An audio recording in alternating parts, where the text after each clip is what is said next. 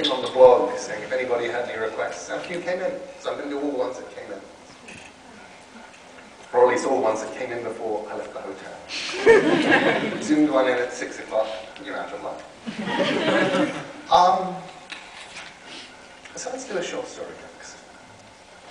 This next story was one that I did the first draft of when I was 22.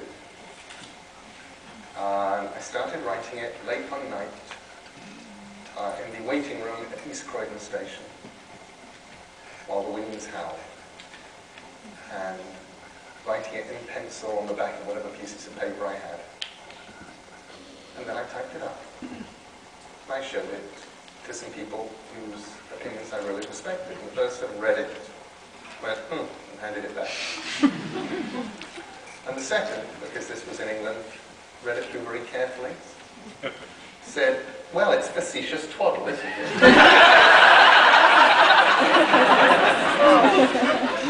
I also handed it back. And so I put it away. And thought, and when I thought of it over the years, it was with a sort of relief that I hadn't published it and publicly embarrassed myself by going into print with facetious twaddle. And then, 20 years later, I was asked by an anthology called Gothic if I would write them a Gothic story. I bethought me.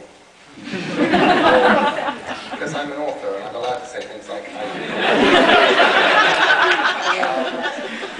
And I bethought me of the tub in the attic where the folder that everything sort of, nothing ever gets thrown away in my house, which drives everybody but me mad. And went up to the tub in the attic and dug out the story and read it. And thought, actually, it's not bad. It's a really good first draft.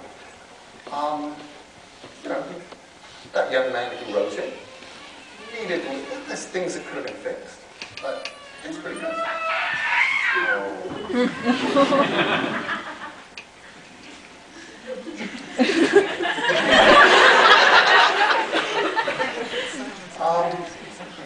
So I thought, I'll do a second draft. So I did.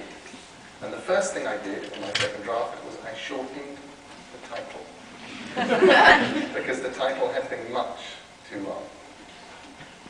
And I shortened the title to Forbidden Brides in the Faceless, Forbidden Brides of the Faceless Slaves in the Secret House of the Night of Dread Desire.